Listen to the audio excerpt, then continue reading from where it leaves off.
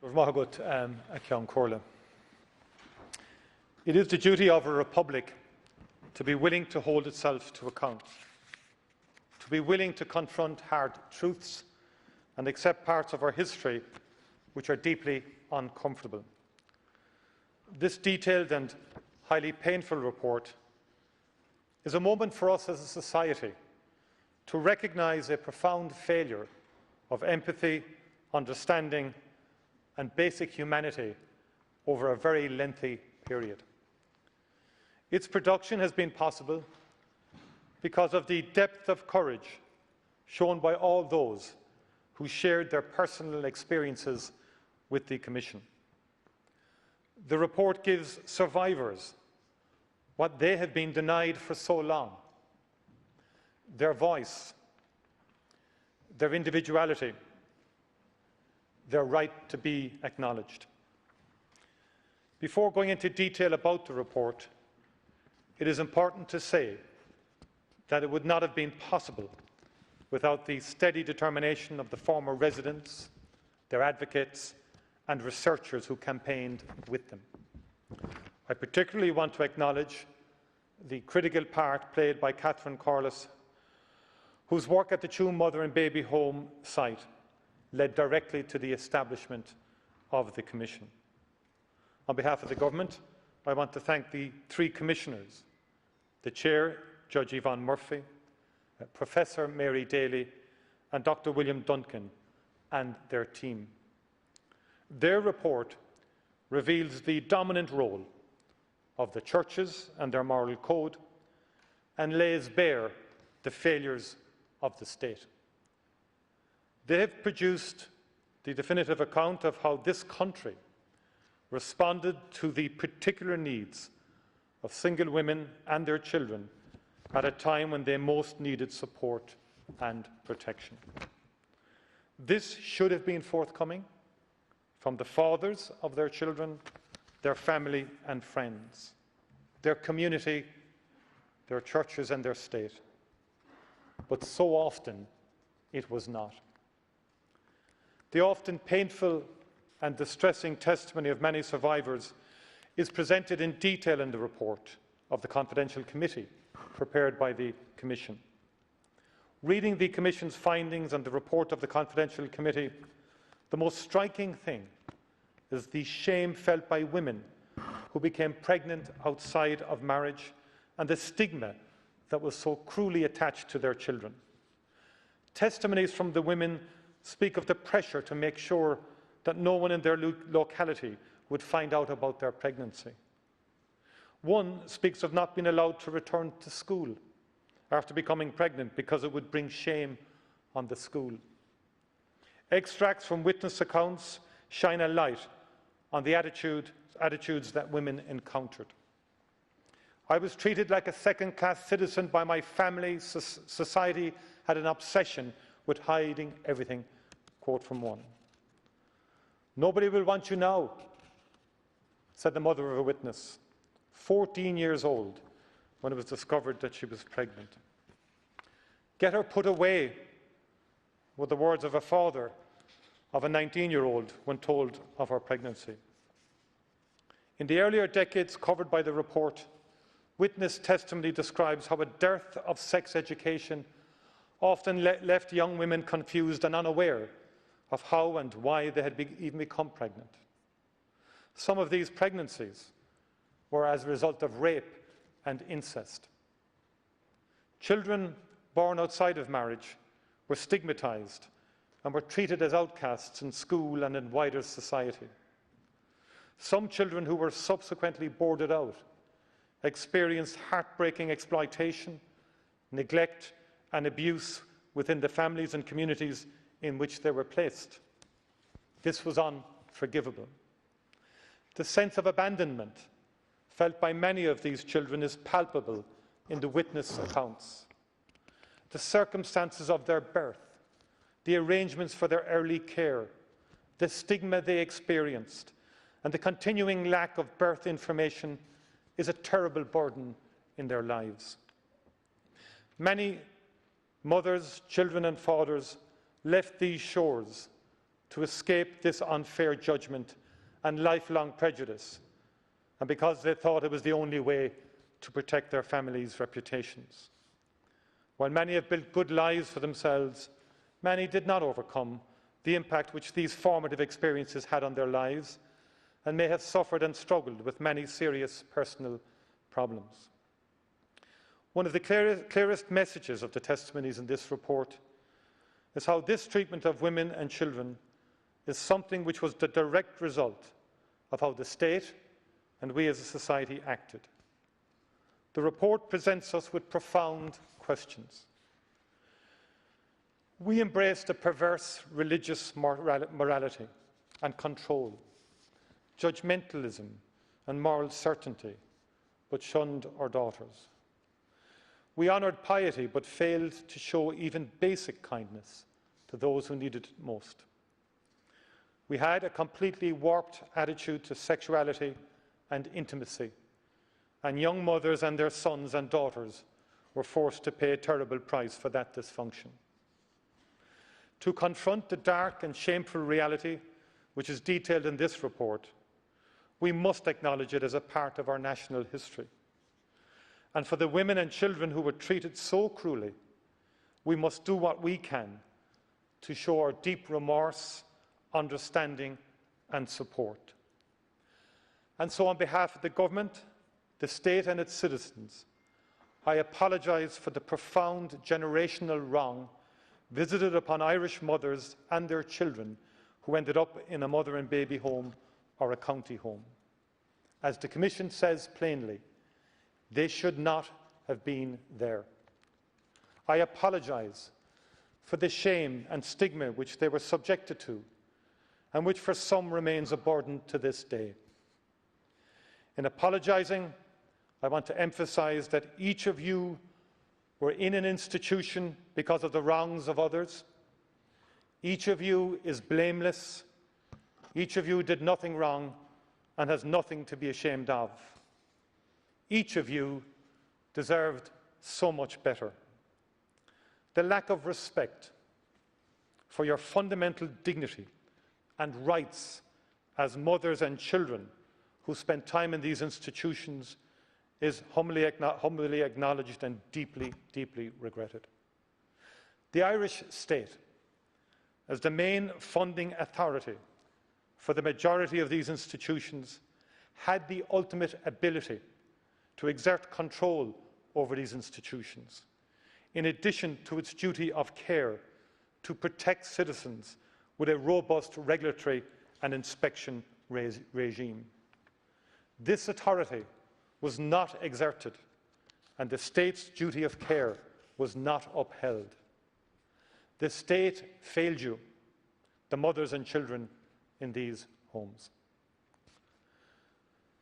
The report brings a considerable amount of previously unknown information into the public domain. It has exposed the truth once hidden to reveal significant failures of the state, the churches and of society. Women were admitted to mother and baby homes and county homes because no supports were forthcoming from any other quarter. They were forced to leave home and seek a place where they could stay without having to pay.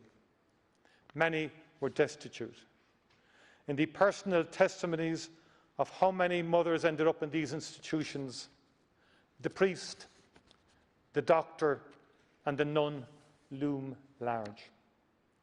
The sense of oppression, even at this distance, is overwhelming.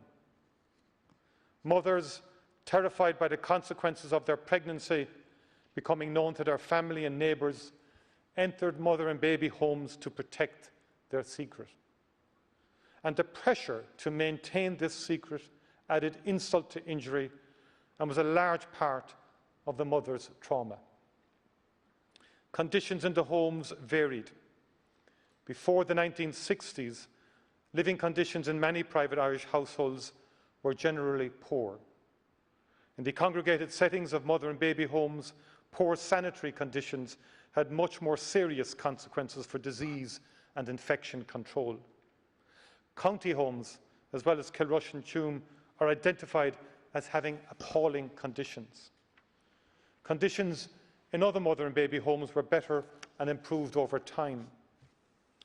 Many of the mothers suffered emotional abuse and were often subject to denigration and derogatory remarks from the religious, with little kindness shown, especially when giving birth.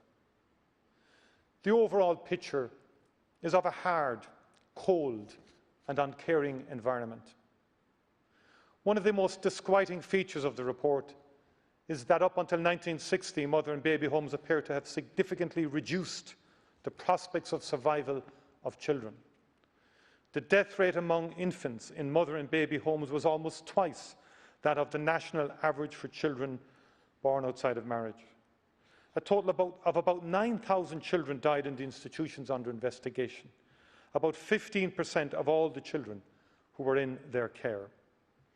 It is deeply distressing to note that the very high mortality rates were known to local and national authorities at the time and were recorded in official publications. However, there is little or no evidence of state intervention in response to these chilling statistics and deaths. In fact, a number of reports actually identifying the problems were not acted on. I know it will be a disappointment that the report does not answer all the deeply personal questions on the burial arrangements for many of the children who died in these institutions. In many cases, the burial locations remains unknown and uncertain.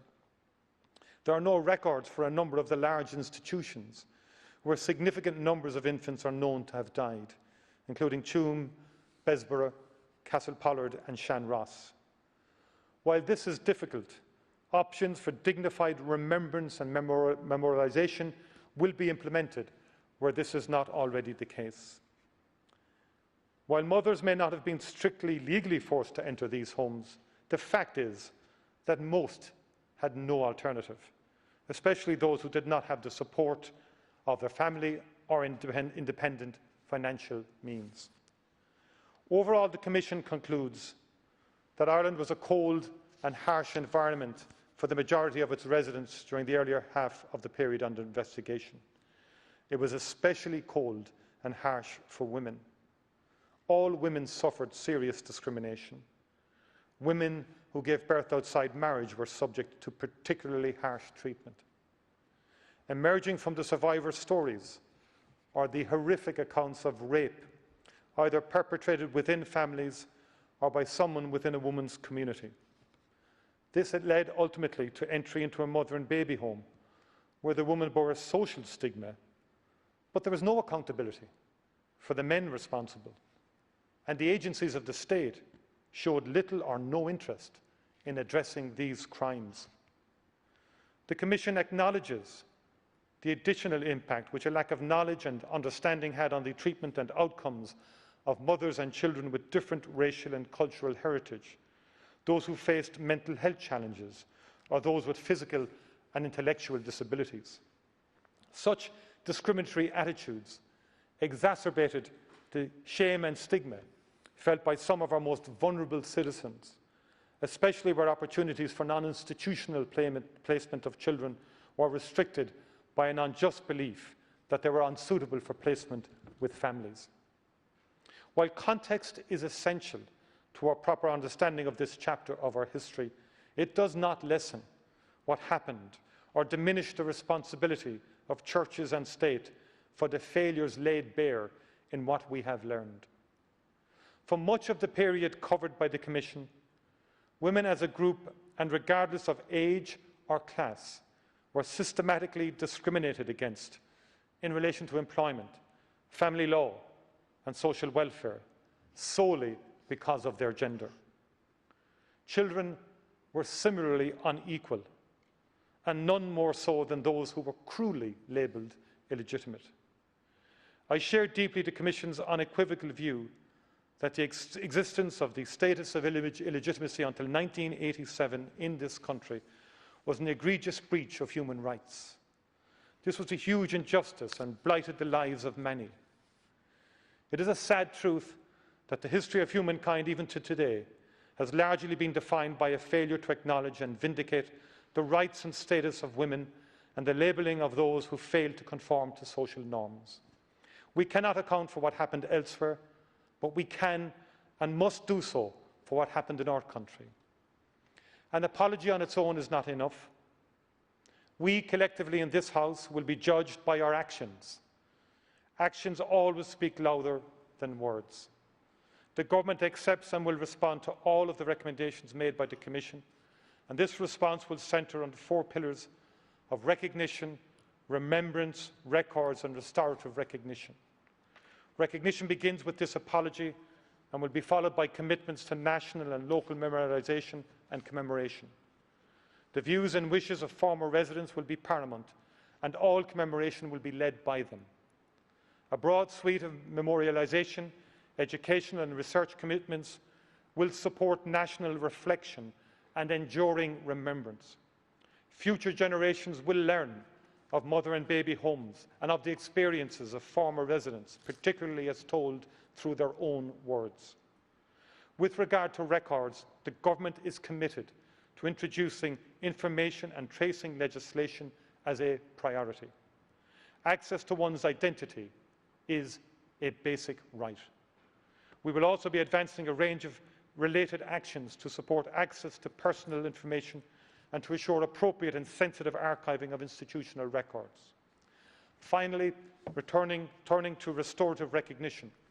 Similar to the Magladens, an enhanced medical card will be given to former residents of a mother and baby home or county home. This is in addition to counselling, which is immediately available to all former residents, and patient liaison support services, which will be available to all former residents. The Government will also design a scheme of restorative recognition for former residents, and an interdepartmental group will report back to Government on this as soon as possible. All of these commitments will be advanced in a survivor-centred manner, with ongoing communications and engagement as plans are developed and implemented. As a nation, it is important to understand and accept the failings of our past. Important but not sufficient. We must also learn from them. We have adopted national and international laws which oblige us to follow a different, more humane and rights-based approach. There is in place and being further developed a wide range of social services completely absent from much of our history. Under Minister O'Gorman, we have a Government department dedicated to children, to equality and to working across government and society to promote and uphold the rights of all people. The Citizens' Assembly is examining further measures to address structural inequalities in relation to gender. It is looking in particular at how we can support and respond to the needs of those with caring responsibilities. Through our laws and policies, our systems, structures and services, our actions and our words, we must always seek to create a more just society, grounded in respect, diversity, tolerance and equality. Continued investment in education, especially for those at the margins and the most vulnerable, is the surest way of making sure that we do not repeat the past. Similarly, we must learn the lesson that institutionalisation creates power structures and abuses of power and must never again be an option for our country in any circumstance. Throughout this report, former residents talk of a feeling of shame for the situation they found themselves in. The shame was not theirs, it was ours. It was our shame that we did not show them the respect and compassion which we as a country owe them. It remains our shame. I want to reassure survivors, their families and the country that this Government is determined to act on all the recommendations of the report and to deliver the legislative change necessary to at least start to heal the wounds that endure. Thank you, Lascan Corla, and thank you for your indulgence. Thank you.